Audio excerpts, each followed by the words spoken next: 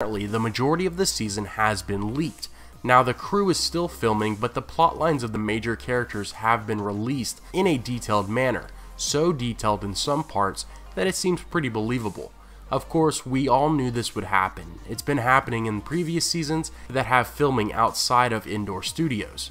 It comes with the nature of fans wanting to spoil everything, which is understandable.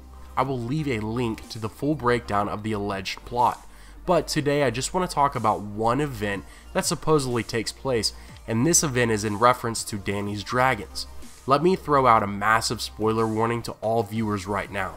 Everything past this will contain potential spoilers, and I say potential because of course I cannot guarantee that this plotline is accurate, but it does sound very realistic in my opinion. Okay, now that I gave the spoiler warning, there is a major scene that is said to take place where Jon Snow, who by this time has made allies with Daenerys, takes a group of men with him to Eastwatch by the Sea. Eastwatch is the easternmost castle by the wall, guarded by men of the Night's Watch. Jon's company is to include the Hound, Beric Dondarrion, Thoros of Myr, Tormund, Jorah Mormont, and Gendry. Their business there is to capture a White, which I presume is to study it and use the knowledge learned to prepare for the coming war. The surrounding areas by Eastwatch are said to be pretty active with visits from the undead. The small group does indeed encounter some undead, apparently led by the Night King. There is a fight against an undead polar bear which kills Thoros of Myr. The rest of the men become surrounded by Whites when Daenerys flies with her dragons, saving most of the men, except for Jon, who is left there to fend for himself. Supposedly, Jon almost dies again, but Benjen Stark, half white, half living, comes to the rescue where he saves Jon and sends him away on his horse. Jon is half dead apparently, meaning that he took some damage, not necessarily half dead like Benjen. But anyway, Jon watches his uncle get destroyed as the horse carries the young king to safety. During this battle, Viserion apparently dies, but then is raised as a White only to be mounted by the Night King.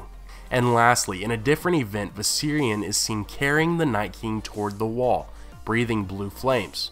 Alright, with all the notifications I've been getting on social media about the leak, I knew I should address something, and I figured this would be the most talked about event, so I hope you enjoy that. The main thing that comes from this scene is obviously Viserion's death. We've been talking about the 3 heads of the dragon theory and potential dragon riders as well. This event, if true, came out of left field because we did not think any of Dany's dragons would die this way, especially before the main battle between the living and the dead. One cool thing to add on to this horrible event will be the fact that we will see ice dragons addressed in the story. We've known from the books that there are reports of ice dragons in the Shivering Sea from sailors, and now we will have full confirmation that this race can exist in the world. I cannot stop wondering what destruction an undead Viserion can cause in comparison to when the dragon was fully alive. Dany will still have Rhaegal and Drogon, the biggest of her dragons, to help with whatever comes in Season 8.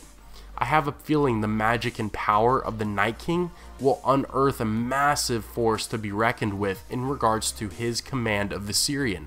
I bet under the control of the icy leader, Viserion will grow super large in comparison to Rhaegal and Drogon.